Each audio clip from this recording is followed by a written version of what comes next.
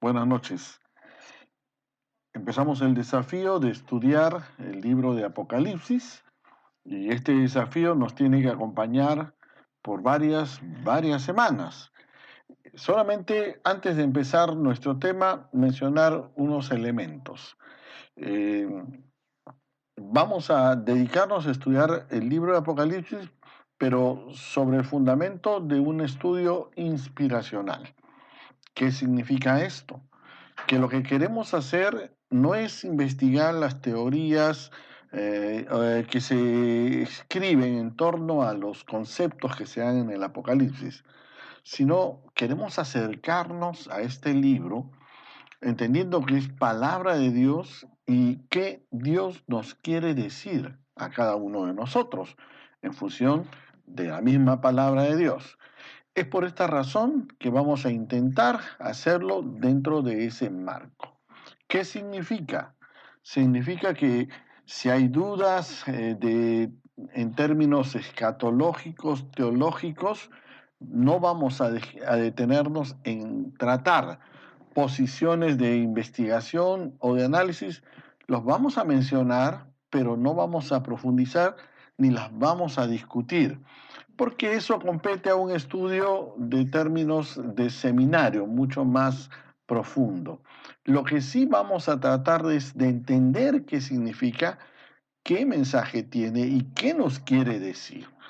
Entonces, les invito a acompañarme durante estas semanas. Vamos a usar por lo menos tres elementos muy claros. Primero, esta clase virtual que ustedes la van a ver, la van a recibir a través de Zoom. Es una clase que estamos preparando con bastante cuidado y temor para que les sirva.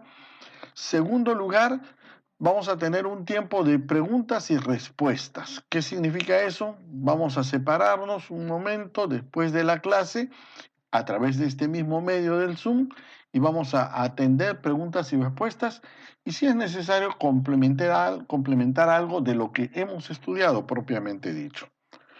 Por último, como tercer lugar, van a tener un material. El material va a consistir en una copia del PowerPoint que yo les voy a dar del PPT, van a recibirlo por correo electrónico y van a recibir también un material que trae unas preguntas para aplicar, para entender y para captar el significado, el sentido de lo que estamos estudiando. La idea es que ustedes respondan las preguntas. Entonces, si ustedes no participan respondiendo, difícilmente van a poder aprender lo que estamos estudiando. Pero bueno, vamos a ir de frente a nuestro tema, pero para empezar, yo les pido una palabra de oración. Así que vamos a inclinar nuestras cabezas. Acompáñenme en este momento de oración. Señor, te damos gracias por este privilegio, el privilegio de estudiar tu palabra. Y rogamos que en el nombre de Jesús tú abras nuestra mente y nuestro corazón, nuestro entendimiento para mirar estas cosas tuyas. Danos de tu gracia y danos de tu poder para hacerlo. Nos ponemos delante tuyo y guíanos en el nombre de Jesús. Amén. Bien, ahora sí, vamos a estudiar nuestro libro de Apocalipsis. Empecemos con algunos conceptos básicos e importantes. Para empezar, vamos a ver, para empezar, como introducción, es el libro de Apocalipsis es el único libro profético del Nuevo Testamento, pero profético en términos apocalípticos. Vamos a hablar de eso en dos o tres oportunidades, pero tenemos que entender que en el Antiguo Testamento existen varios libros de carácter profético, libros como Ezequiel o como el mismo libro de Daniel, que nos sirven de carácter profético y de manera muy cercana y muy especial. Pero en cambio acá, en el Nuevo Testamento, solo tenemos al libro del Apocalipsis, que nos acompaña como el único libro profético del Nuevo Testamento. Fue escrito por el apóstol Juan en su exilio a la isla de Patmos, eso lo vamos a mirar en su momento, y es un libro siempre controversial. ¿Qué significa esto? que es un libro que crea siempre un poco de diálogo y discusión, porque mucha gente le tiene miedo al no entenderlo o al no comprenderlo, le tiene cierto temor. Otros les ha creado confusión y otros porque no lo han creído, o sea, no creen en que su mensaje y su contenido tiene un sentido y un propósito. Este es el único libro en la Biblia que se divide prácticamente solo. Capítulo 1, versículo 9 nos va a decir tres partes. Y luego, a partir del capítulo 2, también nos habla de 7 iglesias, nos habla de 7 copas, nos habla de 7 trompetas, nos habla prácticamente divisiones de 7 en 7, que nos van a llevar a entender el libro de esa manera. Nosotros vamos a escoger una manera en la cual vamos a usar el material que tenemos en la Biblia. Es el único libro que trae promesa de bendición al que lo lee. ¿Qué significa eso? Que no basta solamente leerlo. Acuérdate que este libro fue escrito en el siglo I, a finales del siglo I. Leerlo implicaba leerlo públicamente, porque no todos tenían acceso a adquirirlo, como ahora lo tenemos vía web o en nuestra casa, en nuestra Biblia física. Entonces, para ellos leerlo era compartirlo en público. Eso era importante. Finalmente, es el único libro del Nuevo Testamento que expresa aleluyas y alabanzas y adoración a Jesucristo, reconociendo de esta manera su grandeza y su señorío como Dios. La palabra Apocalipsis significa aquello que es develado, o aquello que es mostrado. En otras palabras, el significado propio de Apocalipsis es el acto de quitar el velo. Es la figura como cuando tú compras un gran cuadro muy famoso y antes de mostrarlo, lo cubres, invitas a tus amigos, haces una pequeña ceremonia y vamos a mostrar este cuadro o un busto o una estatua. Ese es el mismo acto, quitar el velo para mostrar algo. Y estas palabras expresan la acción de Dios de revelar cosas para nuestro entendimiento. Escúchame, hermano, el libro de Apocalipsis no es un libro de curiosidades, no es un libro tampoco de anuncios desastrosos del futuro, es una revelación de Dios. Ahora tú me dirás, pero si es revelación, ¿por qué es tan difícil? Bueno, vamos a ver algunas razones. Hay razones por las cuales es tan complicado. Tal vez basta decirte que la primera razón es que fue escrita el siglo I por el anciano apóstol Juan, en un idioma y una cultura tan distinta. Imagínate cómo describiría él cosas que ve de un futuro muy lejano. Bueno, eso es lo que está pasando en el libro de Apocalipsis. Segundo lugar, nos expresa la manifestación visible de Cristo. Otro tema importante es que el libro de Apocalipsis es la revelación de Jesucristo. Si tú vas al capítulo 1, versículo 1 del libro de Apocalipsis, vas a ver que es la revelación de Jesucristo. Acá no se está revelando al anticristo, ni a la bestia, ni al falso profeta. Se mencionan y se van a mencionar más de una vez. Pero el eje central es Jesucristo. El más importante es Jesucristo. Este concepto de revelación no es único en el libro de Apocalipsis ni en el Nuevo Testamento. También se encuentra muy claramente expresado, por ejemplo, por el apóstol Pedro, cuando en Primera de Pedro, capítulo 1, versículo 13, dice que, hablando de la manifestación de Cristo, dice, la gracia que se os traerá cuando Jesucristo sea manifestado. Y esa frase manifestado o sea manifestado es lo que entendemos como apocaliptus o apocalipsis, transliterado al español. Entonces ya tenemos algunas cosas para ir pensando. Insistimos en lo que mencionamos. La idea principal de este libro es la manifestación visible de Jesucristo. Ese es el tema central del libro de Apocalipsis. Hermano, no nos desenfoquemos pensando en las plagas, en los terremotos, en los ángeles, en el anticristo, en la tribulación, que sí se menciona y se van a mencionar. Enfoquémonos en el eje central, que es Jesucristo. Y el énfasis está en su manifestación, es revelado, es mostrado. Por eso Apocalipsis capítulo 1, versículo 7 dice, he aquí, viene con las nubes y todo ojo le verá, incluso los que le traspasaron, todos los linajes de la tierra harán lamentaciones por él. Sí, amén. El capítulo 1 nos va a dejar muy en claro que la revelación de Jesucristo es justamente el Apocalipsis. El sujeto entonces importante, central, definitivo del libro de Apocalipsis es Jesús, es la revelación de Jesús, es el deseo de manifestar, expresar, mover, presentar al mismo Señor Jesucristo. Poner de manifiesto a la persona de Jesús, pero ya no como ese bebé que vino en el pesebre de Belén, sino ahora como el Rey de Gloria, como el Hijo de Dios poderoso, la misma esencia de Dios que viene a tomar control de cada uno de nosotros y viene a tomar control de esta tierra. Ojo que en este libro Jesús es un personaje muy activo.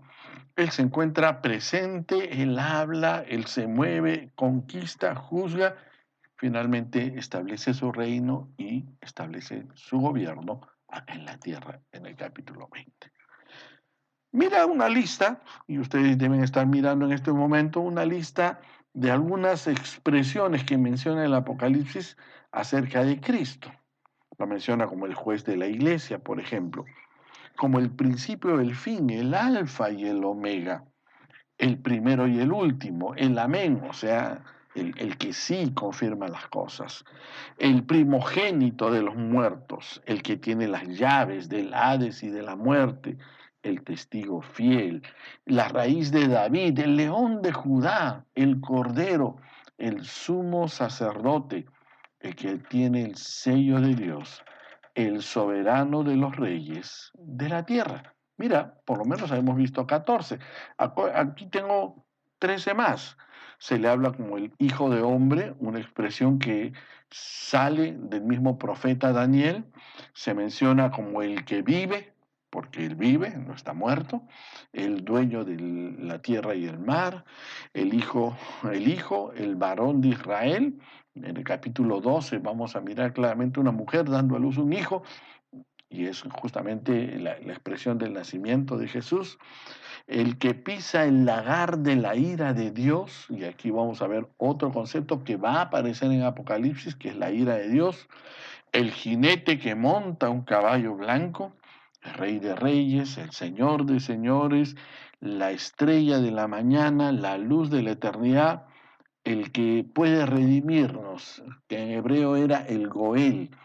El Goel es el pariente que tenía la capacidad de redimirnos, de comprarnos cuando estábamos en abandono y en miseria. Hablemos del autor. ¿Quién es el autor? Apocalipsis capítulo 1, versículo 1 nos ratifica que fue escrito por Juan.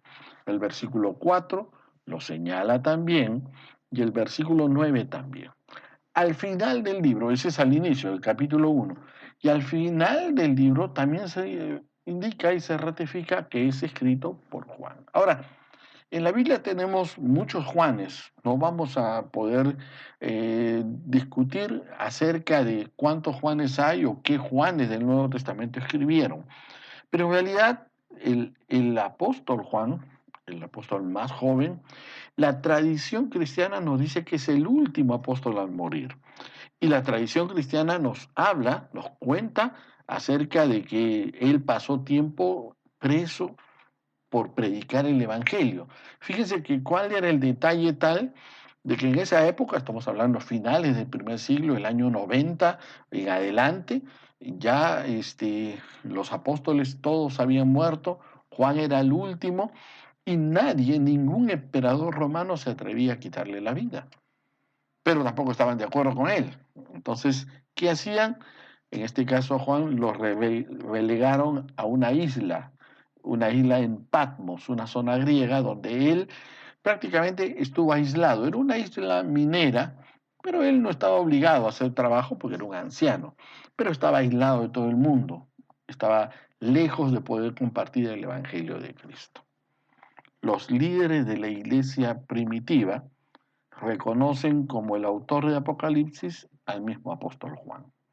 Entonces, esta idea de que este Juan que se menciona en el capítulo 1, versículo 4, versículo 9, y al final del libro, en el capítulo 22, versículo 28, no surge de la iglesia cristiana moderna, surge de la iglesia cristiana antigua, que toda la vida reconoció al apóstol Juan como el autor.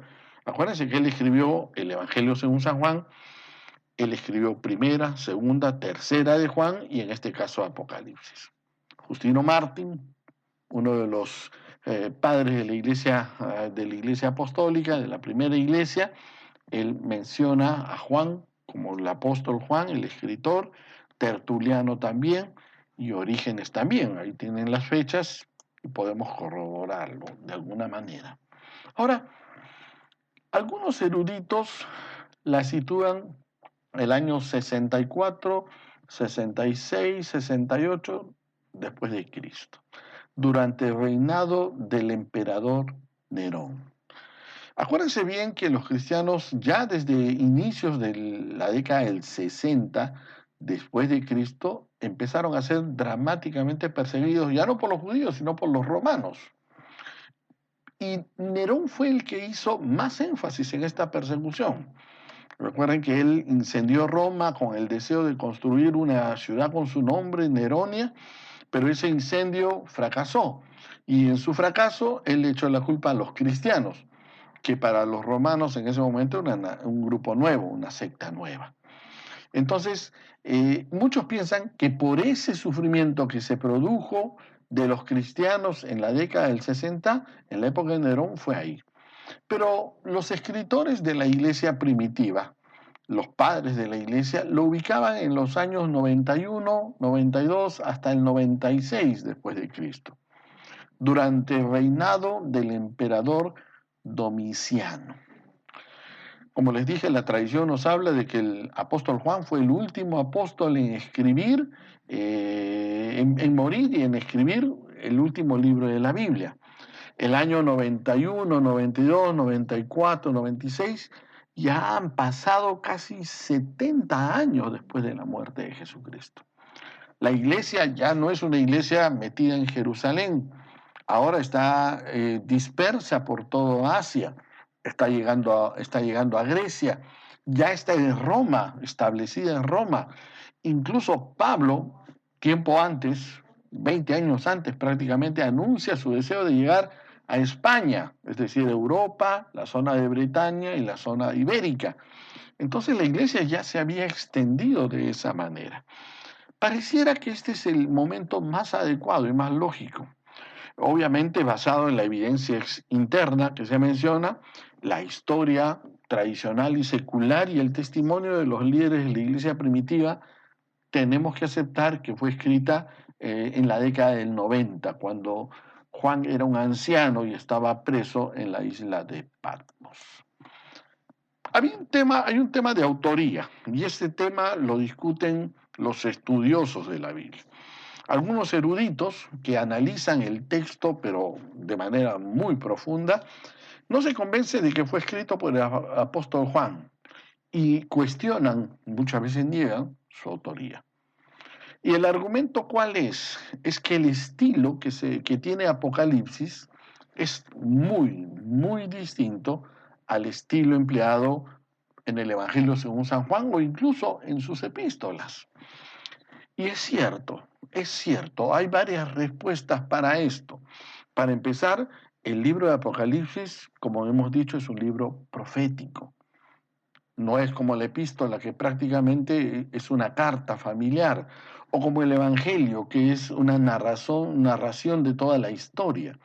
Es un libro profético, lleno de símbolos y figuras proféticas muy asociadas a los conceptos del Antiguo Testamento. Segundo lugar, el tema no era el mismo. Las circunstancias eran diferentes.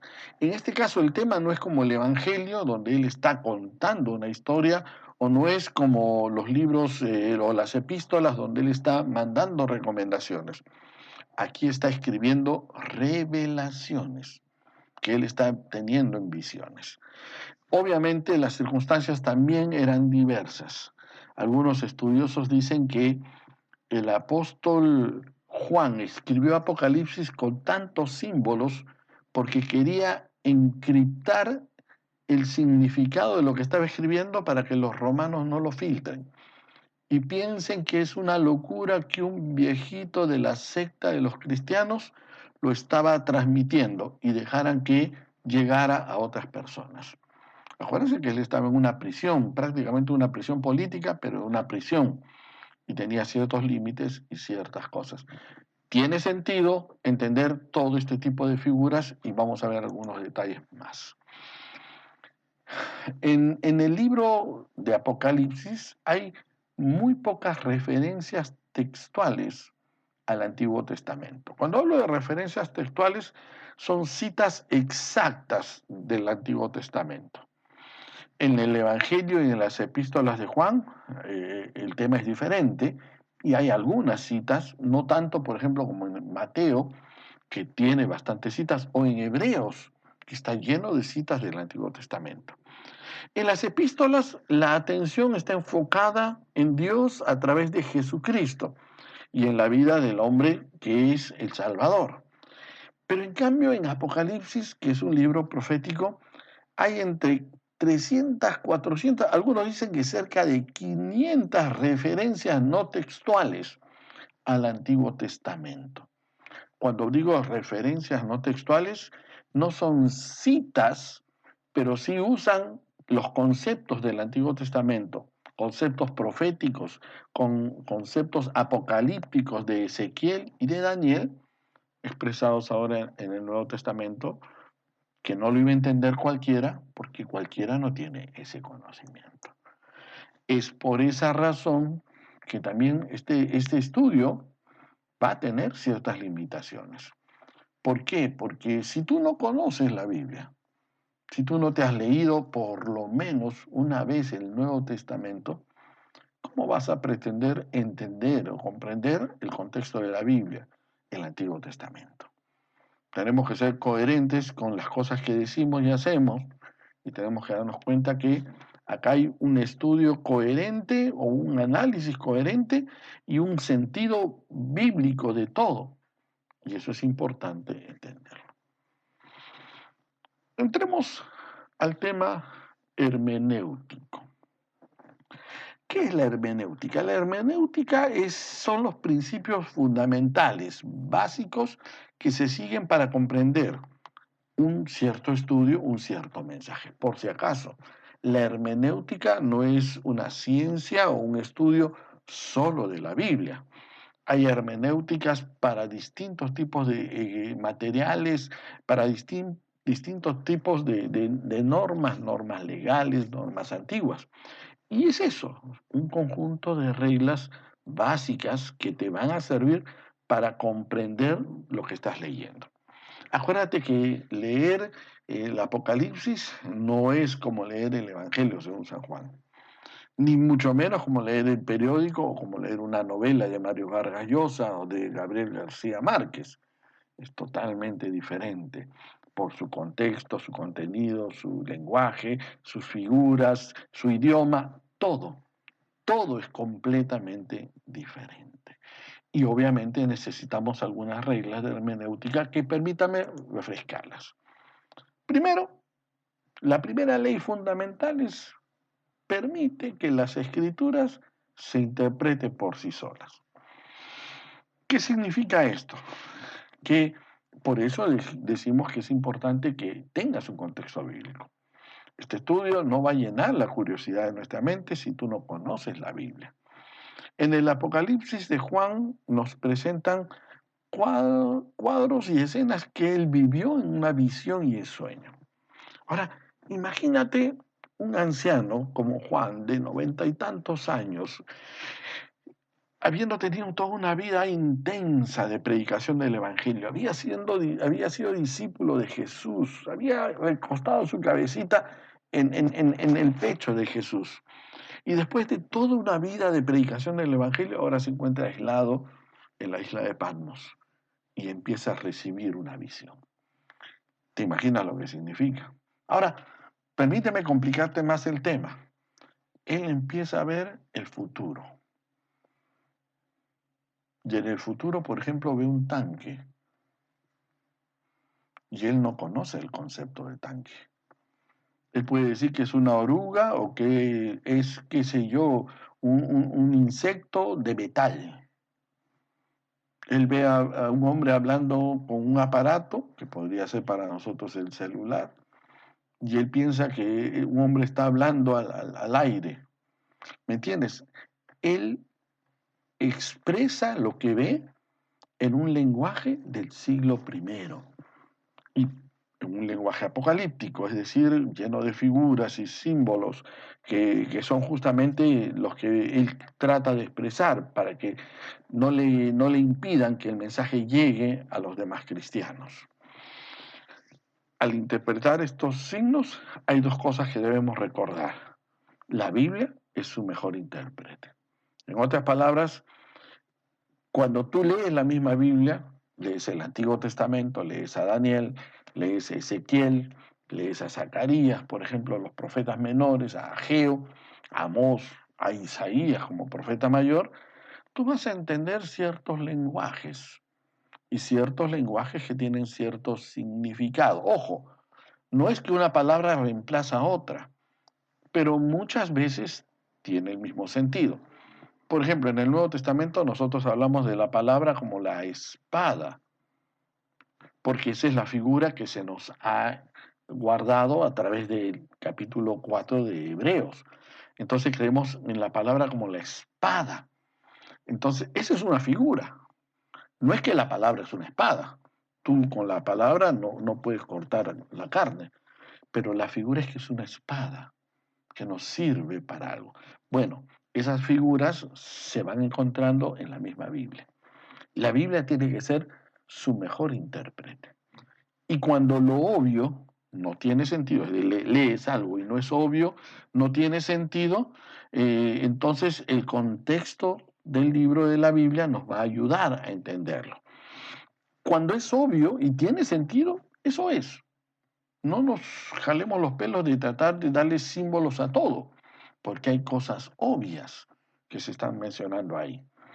Un terremoto es un terremoto, no es el símbolo de algo, es un terremoto. Una lluvia es una lluvia, a no ser que el contexto literario te quiera decir que está simbolizando algo. Entonces, el contexto del libro de Apocalipsis, en este caso va a ser toda la Biblia, que nos va a ayudar a eso. La segunda ley es la perspectiva profética. Los profetas tenían una impresión de eventos futuros, pero no siempre los comprendían o veían los elementos involucrados en todo ese detalle. Es increíble, hermanos, eso, porque uno pensaría que el profeta conoce el futuro completamente, pero es falso. El profeta entendía borrosamente lo que estaba pasando. El profeta era el que traía el mensaje de Dios. No por adivinar el futuro, sino por tener el mensaje de Dios es que era profeta. Y no te confundas, en la Biblia la profecía no siempre tiene que tener predicción, pero sí mensaje de Dios.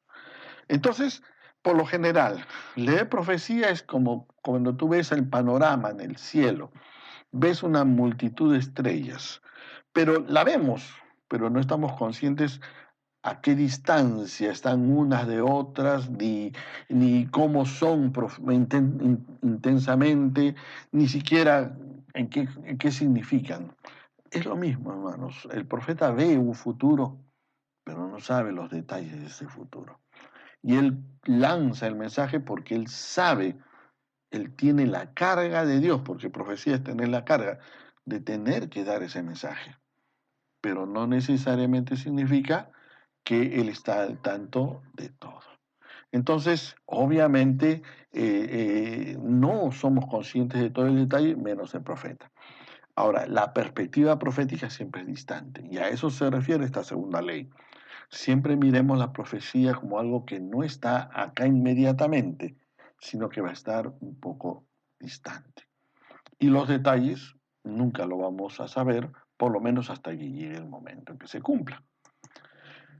La tercera ley es la posibilidad de un doble cumplimiento de la profecía. Entonces, ahí está la perspectiva distante que hemos visto anteriormente, y obviamente ahora hay una perspectiva doble. Los profetas del Antiguo Testamento fueron primeramente predicadores para su propia generación. No eran anunciadores de un futuro, no eran agoreros que anunciaban el futuro. Ellos traían un mensaje inminente que tenía que ver con la relación con Dios. Por ejemplo, te ilustro simple y llanamente con Jonás. Siempre lo ilustro con esto porque es lo más sencillo. Dios llamó a Jonás a que vaya a Nínive a predicar el juicio de Dios contra esa ciudad. Claro, Jonás no quiso ir, se paró y se fue al otro lado, se fue a un barco y todo lo que es la historia que sabemos. Pero el trabajo de Jonás era ir a Nínive y predicar. Y hasta que Jonás no fue, Dios no dejó de hablarle y tratar con él. Entonces, ahora, Jonás sabía que Dios quería destruir la ciudad de Nínive, pero había un condicionante. Si ellos se arrepentían, esa destrucción no iba a suceder. Fíjate el detalle. Jonás estaba anunciando un posible futuro. ¿Cuál era el futuro? Dios iba a destruir la ciudad de Nínive. Pero ¿cómo podía cambiarse ese futuro? Si ellos se arrepentían. ¿Sabes qué pasó en el caso de Jonás? Se arrepintieron. Y no hubo destrucción, por lo menos en esa generación. Entonces, el futuro no es que estaba escrito en piedra, sino estaba condicionado, porque la profecía es el mensaje de Dios, no es el anuncio del futuro. Siempre los profetas advertían a las personas del día del Señor, que era el día del juicio de Dios contra su pueblo y contra los que han dañado a su pueblo. En este caso era Nínive. Sin embargo, sus mensajes no solamente tenían valor para ese tiempo, sino que tenían una proyección para un futuro, en este caso para nosotros, en este futuro que caminamos y que vemos. Finalmente, ese doble cumplimiento de profecía, por ejemplo, lo podemos ilustrar también con con Joel. Joel menciona el día del Señor y menciona una plaga y una destrucción en el capítulo 1. Habla de una plaga de langostas. Él anunciaba un juicio que Dios iba a mandar en ese tiempo, en ese momento. Y ellos tenían que arrepentirse y volver a Dios para que no le llegue ese juicio. Pero también estaba anunciando la venida del juicio a través de Babilonia, que no iba a llegar en ese momento, que llegaron las plagas unos años después, sino iba a llegar en la siguiente generación. Pero era anuncio, estaba muy claro en el capítulo 1. Igual, Apocalipsis nos menciona, por ejemplo, en el capítulo 19, que hay un día del Señor que está por venir. En realidad, en general, en el libro de Apocalipsis se anuncia la segunda venida y el juicio final y el establecimiento del reino eterno de Dios y el reino milenial, que son dos cosas diferentes. Pero tenemos que estar al tanto para ver cuándo se cumple uno y cuándo se cumple el otro. Vamos a la cuarta regla o la cuarta ley de interpretación o hermenéutica. Significa comprender el uso de señales y símbolos. En Apocalipsis aparecen muchas figuras y señales, ya lo hemos mencionado.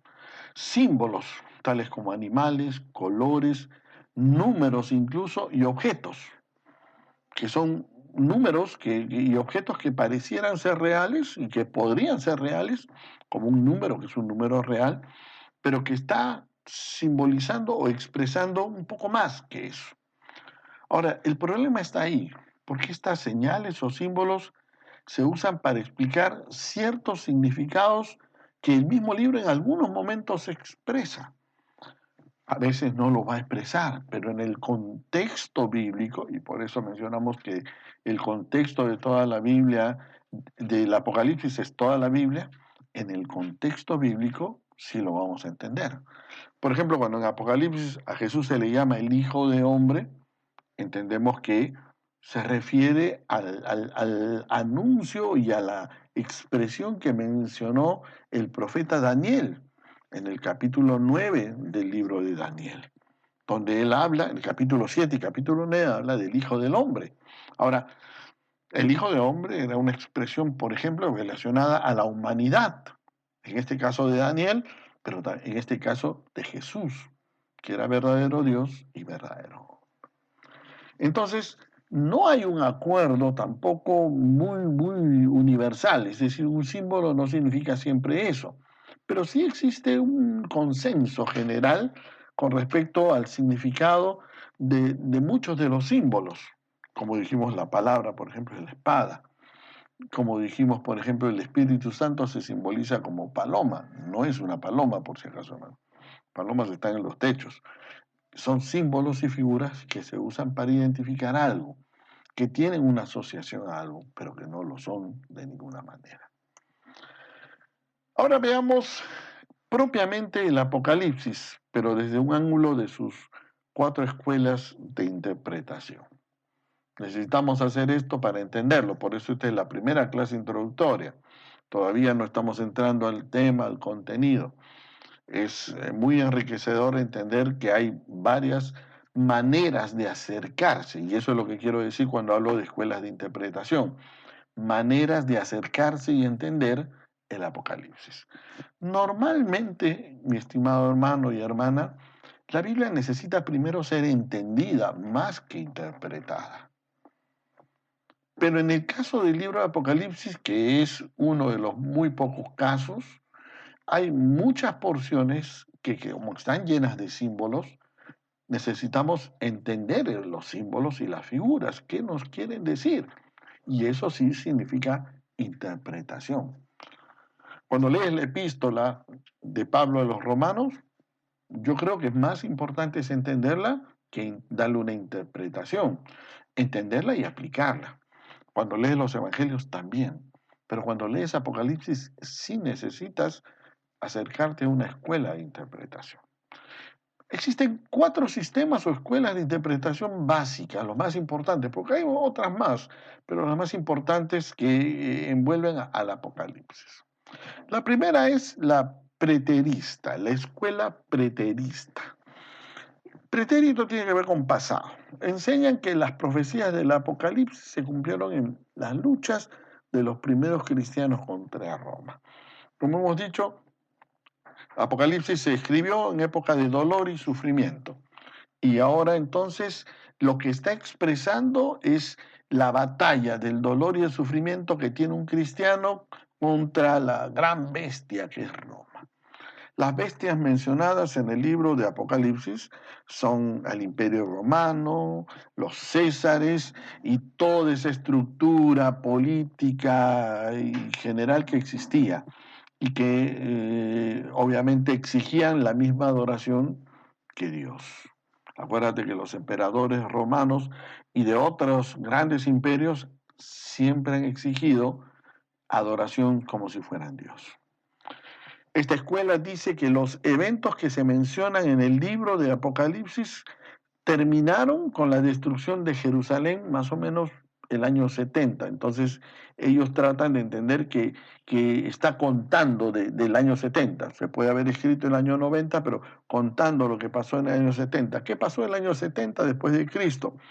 El año 70 después de Cristo, la ciudad de Jerusalén fue destruida.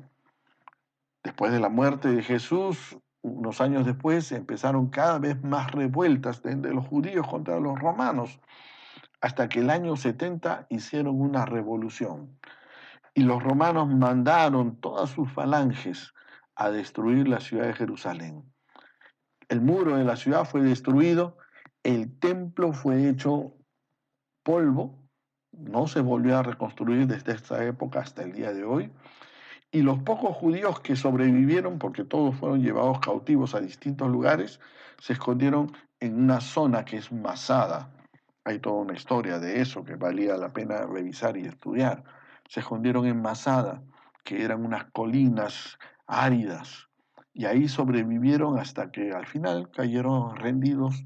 Los romanos lo único que hicieron es los rodearon y esperaron que se mueran de hambre y entraron a destruirlos. El año 70 después de Cristo, los judíos desaparecieron como pueblo. Ahora, el otro gran evento que sucede después es más o menos el 476, que es la caída de Roma. Roma, por sus contradicciones y su decadencia, termina perdiendo su naturaleza sobria de un imperio puro. Y ojo, que esa es también otra historia hermosa del desarrollo de un gran imperio que empieza con nobleza y termina con miseria. Y entonces los bárbaros, que eran los que rodeaban, los que no eran romanos, tomaron Roma y destruyeron la ciudad y establecieron un nuevo gobierno a partir del año 476 después de Cristo. Fueron dos grandes eventos que envolvieron la historia y que los preteristas dicen que más o menos son los que se expresan, se explican en el Apocalipsis. El gran problema de esto es que su mensaje ya no tendría un valor y un significado para nosotros. Si fuera así, entonces eso ya pasó, tenía que ver con los judíos, con la historia de los judíos y con los romanos, y qué sentido tiene para nuestras vidas hoy. Entonces, esta escuela la descartamos, luego tenemos la escuela histórica. Este es otro tipo de acercamiento al Apocalipsis. Ellos dicen que el Apocalipsis presenta una descripción del curso de la historia que nos conduce hasta el día de hoy. Entonces, que el apóstol Juan tuvo una visión de eventos separados de la historia del futuro. Ya aquí está hablando un poco del futuro. Identifica las diferentes profecías del mismo Apocalipsis con el surgimiento de personajes de la historia, como los hunos, que fueron parte de la destrucción del imperio de Occidente, Napoleón, el Islam. Algunos hablan de Saddam Hussein, otros hablan de la Segunda Guerra Mundial, Adolfo Hitler, y otros hablan de tantos otros, incluso la Revolución Francesa y la Revolución Rusa.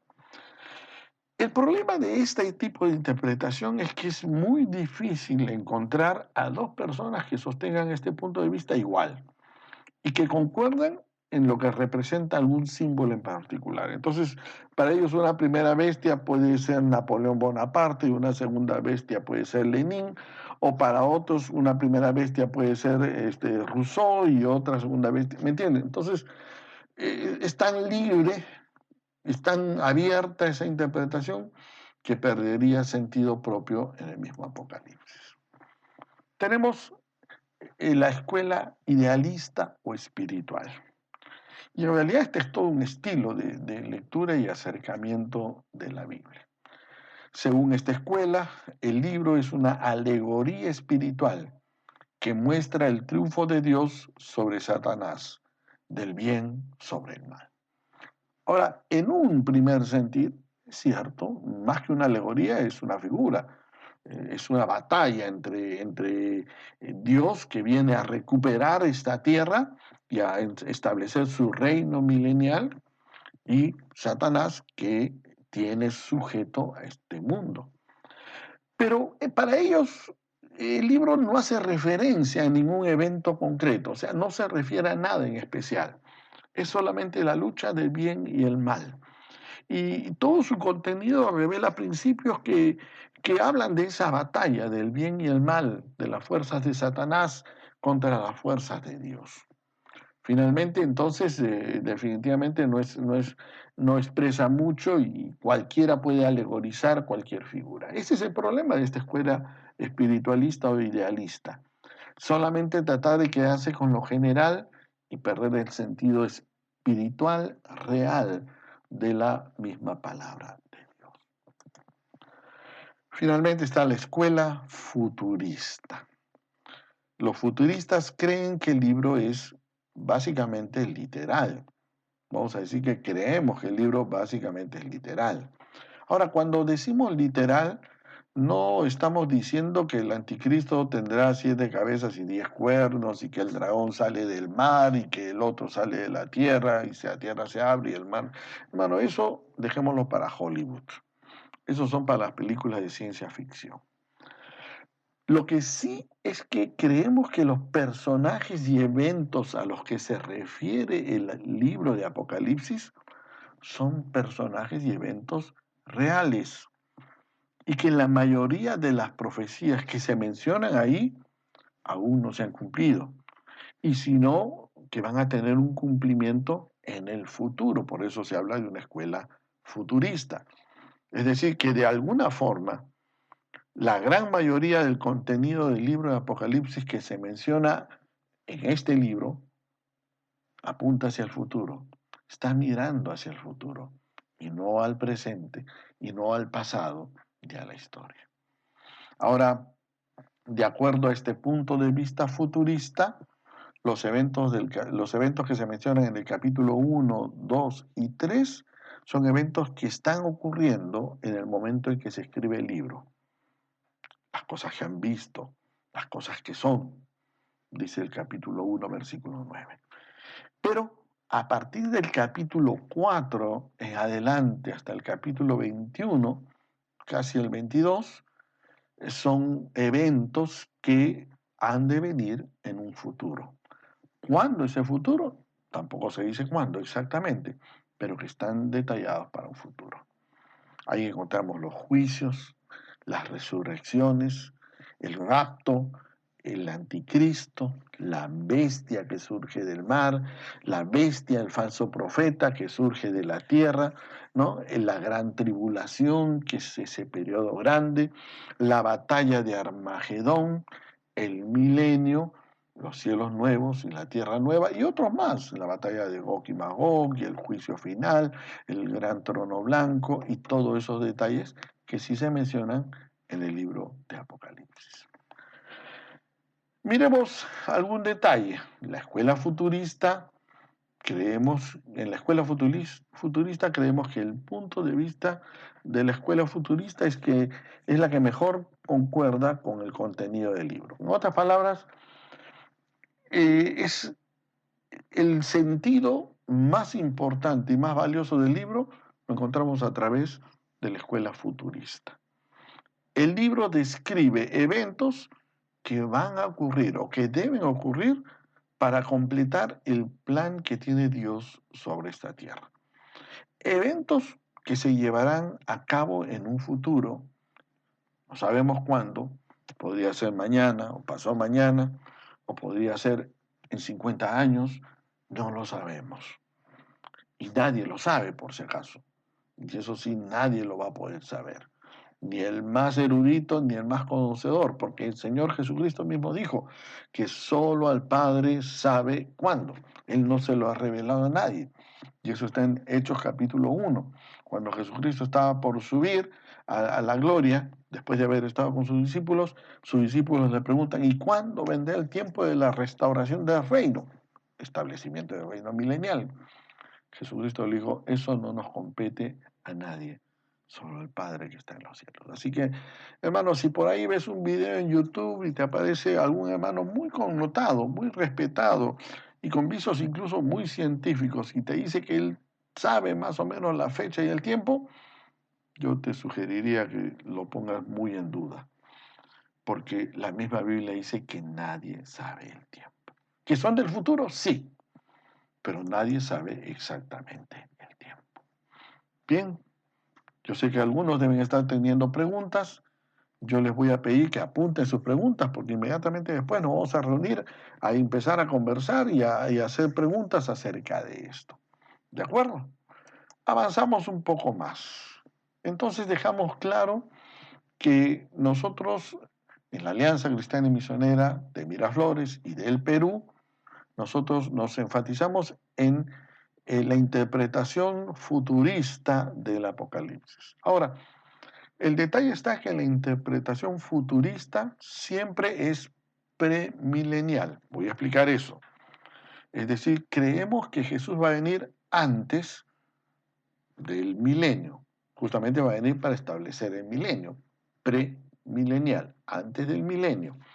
Esto enseña que Cristo va a establecer su reino milenial acá en la tierra cuando Él retorne por segunda vez. En Apocalipsis está en el capítulo 19 y capítulo 20.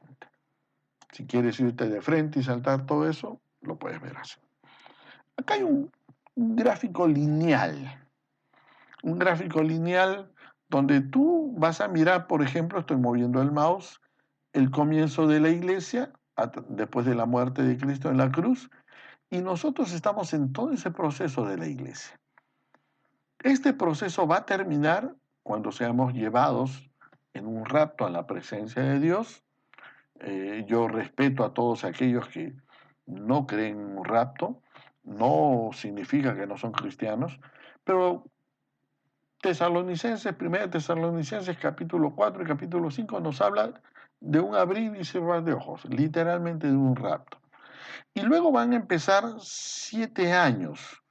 No son 7 años de mala suerte por romper un espejo, hermano. Son 7 años de tribulación, que justamente son la descripción de los juicios de Dios, que vamos a ir viendo acá en el Apocalipsis, que van a culminar con la segunda venida de Cristo, donde va a establecer un reino de 1000 años que va a terminar con el juicio final, el gran trono blanco y la eternidad. Por si acaso, nosotros esperamos la eternidad, no el milenio. El milenio se va a dar de todas maneras, pero van a ser 1000 añitos. ¿Ya te imaginas qué diferencia hay entre 1000 años y una eternidad? Bueno, a eso nos referimos. Ahora, son temas muy gruesos, son temas muy diferentes y muy difíciles que vamos a mirar. Pero este es el esquema. Por eso ahí se los doy para que lo vayan teniendo. Hablemos de algunos símbolos en el Apocalipsis o en el libro de Apocalipsis. En todos los escritos apocalípticos del Antiguo y del Nuevo Testamento, los signos y símbolos que se emplean son para transmitir verdades espirituales. Acuérdate que este libro no fue escrito en el siglo XXI, menos el siglo XVIII, menos el siglo XIX. Este libro fue escrito el primer siglo. Y en esa época el concepto apocalíptico estaba envuelto de expresiones simbólicas. Su conocimiento era así. Por eso, capítulo 1, versículo 1, cuando habla esta revelación de Jesucristo para manifestar, para mostrar, para abrir, develar, está hablando de mostrar a través de figuras o signos, como como lo hacían antiguamente. Y esto no viene solo de los griegos ni de los hebreos, esto viene desde los egipcios. Si tú te acuerdas, los jeroglíficos, ¿qué cosas eran? Símbolos que expresaban letras o palabras o figuras, ¿no? Porque todavía no tenían un abecedario. En todo el libro se emplea signos y símbolos. Todo el libro de Apocalipsis está envuelto en eso. Y hay que tener mucho, mucho cuidado, porque no podemos interpretar ligeramente cada símbolo. Tenemos que aprender a entenderlo en su contexto y su valor, que es toda la Biblia. Juan dice, por ejemplo, yo vi más de 60 veces en el mismo libro de Apocalipsis. Ahora imagínate, vuelvo al punto, un hombre del siglo I mirando al siglo XX. ¿Ya te imaginas la locura que significa eso? Mirando cohetes, mirando tanques, mirando aviones o algo más, o naves espaciales, o figuras, qué sé yo, modernas, un hombre con un celular manejando un auto. Son cosas que cualquier hombre no entendería. Él lo veía, Juan lo tuvo en visión. Él dice, lo oí 28 veces. Estamos hablando, mira, que él dice, yo vi más de 60 veces. Está hablando casi 3 veces por capítulo. Cuando él dice yo oí, está hablando prácticamente una vez por capítulo. Indica que él recibió una visión y algo específico le fue mostrado y manifestado. Permíteme mencionar dos elementos más importantes. Yo sé que la introducción es larga, pero es válida, no es un libro cualquiera. Está los paréntesis explicativos. Para entender el libro de Apocalipsis en forma correcta, es importante localizar correctamente los paréntesis que tenemos. Por ejemplo,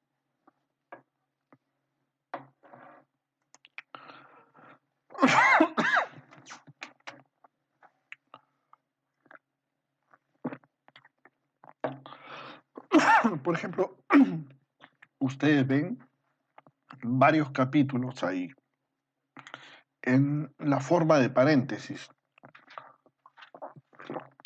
expresados en el capítulo 7, capítulo 10, 11 y así.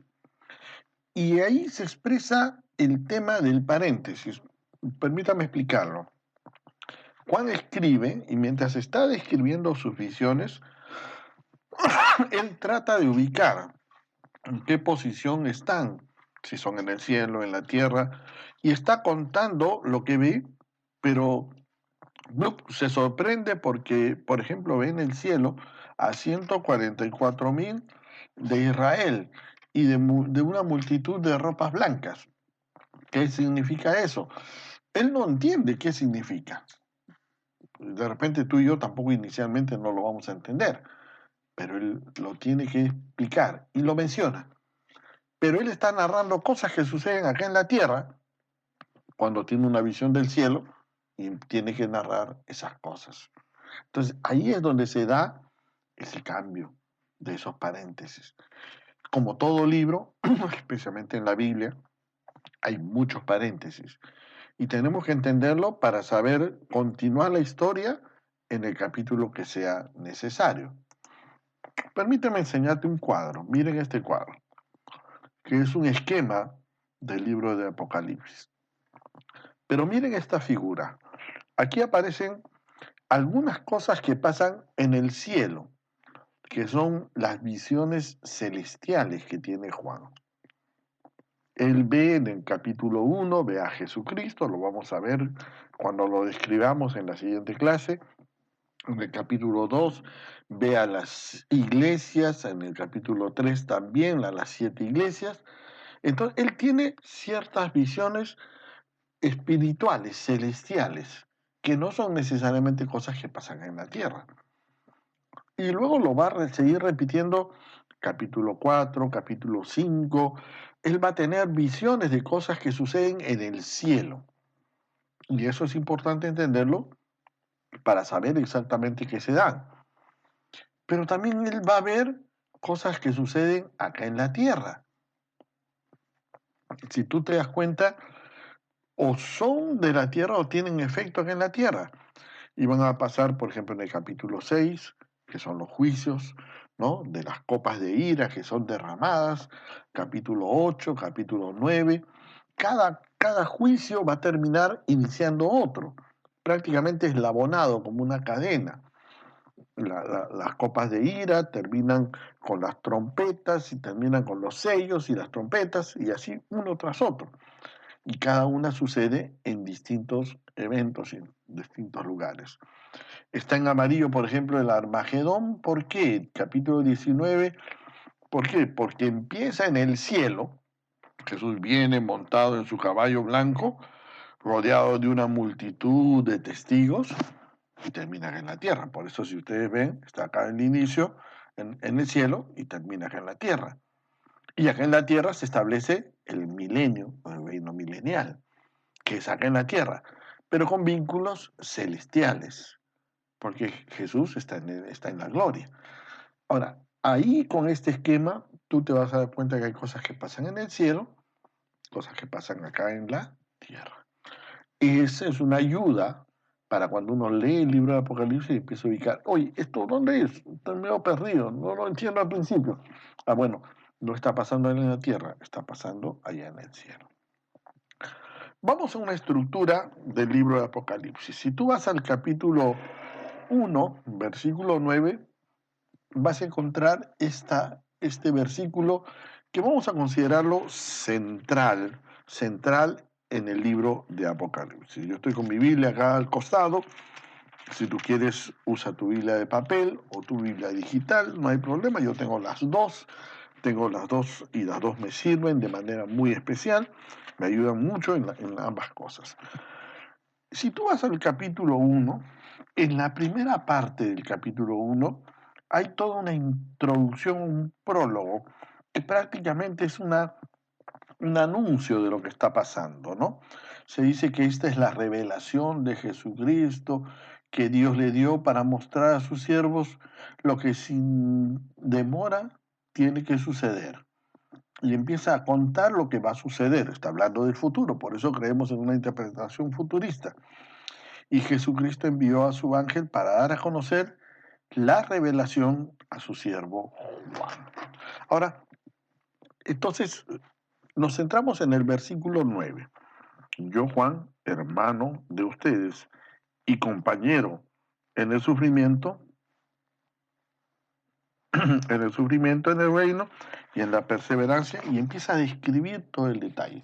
Ahora, Juan está recibiendo una revelación de Cristo, ya lo hemos leído en el versículo 1, está contando a sus demás hermanos, compañeros, acuérdense que él está escribiendo en Patmos, en una isla, y seguro que va a hacer llegar sus pergaminos a los demás, y él establece una estructura. Mira el versículo 19 al final del capítulo 1. Él dice, escribe pues, ¿no? Él está hablando de lo que recibe, parece que Dios le está hablando en ese momento, lo vamos a examinar bien la próxima semana, pero dice, escribe pues lo que has visto, lo que sucederá ahora y lo que sucederá después. Vuelvo a leer, escribe pues lo que has visto, lo que sucede ahora y lo que sucederá después. Ahora, algunos pueden estar medio confundidos, las cosas que has visto, las cosas que son, las cosas que han de ser. Yo estoy usando la nueva versión internacional en este tiempo de estudio porque me parece que la comunicación va a ser más fluida, pero tú puedes usar tu Reina Valera, tu nueva traducción viviente o la versión que te competa y que te sienta más cómodo. El sentido es el mismo. Y entonces en este versículo está el mandato de parte de Jesús hacia Juan a escribir todo lo que escribe en tres aspectos. Las cosas que ha visto, las cosas que son y las cosas que han de venir en el futuro, que han de ser en el futuro. Ese es el esquema que vamos a seguir nosotros usando en el libro de Apocalipsis, en nuestro estudio de este tiempo. Ahora, este es el bosquejo que vamos a usar. Las cosas que han visto, las cosas que son, ¿no? Y que son justamente lo que hemos dicho. Las cosas que has visto, es el capítulo 1, una visión de Jesucristo, las cosas que son, las 7 iglesias, y finalmente las cosas que han de ser, los eventos o las profecías del futuro. ¿Cuándo va a ser ese futuro? No lo sabemos. Si el coronavirus está dentro de esas profecías, tampoco lo sabemos o lo vamos a mirar en su momento. ¿De acuerdo? Entonces, volvamos de nuevo al mismo esquema. Las cosas que han visto es lo que pasa en el capítulo 1 totalmente, la visión que tiene Juan de Jesucristo, y vamos a ver algunos detalles de eso. Las cosas que son los mensajes a las 7 iglesias, y finalmente las cosas que han de ser después de estas. Es decir, capítulo 4 hasta el final del libro, que viene con un prólogo, con una conclusión, mejor dicho, al final. Ese es el bosquejo. Vamos a ver algunos detalles. Por ejemplo, en la primera parte, las cosas que él menciona como las cosas que has visto, que es la visión de Jesucristo, hay una revelación del Señor Jesús en gloria y poder. Es decir, Jesús ya no se manifiesta como el bebé que nació en un pesebre, sino como un rey soberano. Lo vamos a ver al detalle. Está en medio de su iglesia, como el Señor de su iglesia. Y obviamente está la estructura del mismo libro, versículo 19, casi al final del mismo libro. Incluso el versículo 20 nos va a dar algunas pautas de cómo entenderlo. Si tú lees, mira, el versículo 20 dice, Esta es la explicación del misterio de las 7 estrellas, que se van a mencionar aquí en el capítulo 2. Y empieza a contar la explicación para entender a las 7 estrellas, como para que no adivinemos una interpretación en ese sentido. Luego viene la segunda parte del libro, que son las cosas que son. Son los mensajes a las 7 iglesias. Eso lo hemos visto más de una vez, pero lo vamos a reafirmar. Éfeso, Esmirna, Pérgamo, Tiatira, Sardis, Filadelfia, la Odisea, todas son iglesias que existían en ese momento en Grecia. Finalmente, las cosas que han de ser después. Y aquí hay solamente un esquema. La iglesia en la gloria de Dios, lo que entendemos como ese rapto, la gran tribulación, el tiempo de juicio, el milenio, el establecimiento del reino milenial, la batalla de Gog y Magog, el gran trono blanco, que es el juicio final, las cosas hechas nuevas, ¿no? Cielos nuevos y tierra nueva, y la eternidad. Ahora, si tú te das cuenta, mira el detalle que se menciona acá. En el capítulo, en el punto B, la gran tribulación va desde el capítulo 6 hasta el 19. Es decir, lo que nos va a narrar el contenido fuerte, fuerte de Apocalipsis es justamente eso, los juicios y la tribulación que han de venir en el futuro. Déjame decirte, querido amigo y hermano, que eso todavía no ha llegado. Y eso está esperando llegar en su momento. Gracias a Dios, no es un mensaje para la iglesia. El mensaje para la iglesia estuvo antes, justamente antes, el mensaje de las 7 iglesias. Solamente un boceto de lo que vamos a ver la próxima semana, la visión de Cristo glorificado, rodeado de 7 candeleros de oro, con su ropa blanca, con su cinto de oro, con su cabeza blanca, con cabellos blancos de sabiduría y de pureza, sus ojos de fuego que hablan de conocimiento infinito y sabiduría, pies de bronce, voz como estruendo de muchas aguas, 7 estrellas o 7 ángeles de las 7 iglesias que son los servidores, la espada que es la palabra de Dios y un rostro resplandeciente. La mayoría de nosotros tenemos una imagen de Dios como un abuelito de barba larga, blanca. Pero hermanos, Dios es majestuoso, refulgente. La Biblia describe a Dios como fuego consumidor y tenemos que mirarlo de esa manera. Las 7 iglesias de Apocalipsis están ubicadas ahí, miren ahí, están ahí cada una, Éfeso, Esmirna, Pérgamo, todos ahí identificados, son las cosas que son en el presente de las 7 iglesias, vamos a ver qué significado tiene para nosotros, y luego vamos a ver, ahí está el cuadro detallado para que ustedes tengan un esbozo, ¿no?, de las características, cómo se presenta Cristo, algunas advertencias negativas, hay algunas que no tienen ninguna, otras que sí, y las promesas que Dios da a su iglesia. Hermano, el otro día escuché, bueno, más que escuché, revisando en el Facebook, vi el reclamo de un hermano que diciendo, abran las iglesias. Hermano, olvídate, creo que hay una confusión. La iglesia nunca ha parado. Están cerrados los templos y tal vez por salud tendrán que estar cerrados un tiempo más. Pero la iglesia está viva, es esto, lo que estamos haciendo, lo que estamos conectando, lo que estamos aprendiendo. Es justamente eso. Guarda eso en tu mente, en tu corazón. ¿Es difícil, sí, estar aislados? Sí. Y no es tal vez el mejor diseño, pero si Dios lo ha permitido, Dios tiene que enseñarnos algo. Finalmente, acá hay un cuadro de esos capítulos de juicio. Aquí están, ¿no? Aquí están los 7 sellos, las 7 trompetas y las 7 copas. Si tú te das cuenta, los 7 sellos vienen los 4 jinetes del Apocalipsis, todo después del arrebatamiento. Y acá están los 7 sellos. El último sello te va a dar 7 trompetas. Y la última trompeta te va a dar 7 copas. Todos van a desembocar en la segunda venida de Cristo para establecer su reino milenial. Estas son las cosas que han de ser después de estas. Esto es lo que viene en el futuro. Que tú y yo lo vamos a ver, tal vez no desde la tierra, sino desde la presencia de Dios, si hemos puesto nuestra confianza, nuestro corazón en el Señor.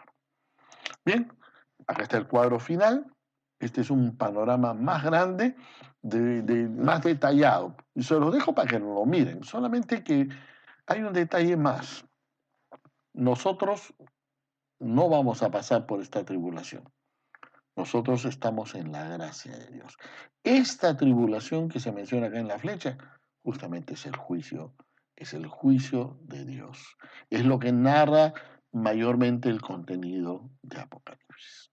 Bien, terminamos y vamos a iniciar nuestro tiempo de preguntas y respuestas. Damos gracias a Dios por esta oportunidad. Vamos a orar. Les invito a inclinar sus cabezas para tener un momento de oración. Señor, de verdad, gracias. Gracias por la oportunidad que nos das de poder aprender tu palabra. Y permítenos profundizar. Esto es solo una introducción. Permítenos entrar en aguas profundas en tu palabra y conocer más de ella. Te damos la gloria y te damos el honor en el nombre de Jesús. Amén. Amén.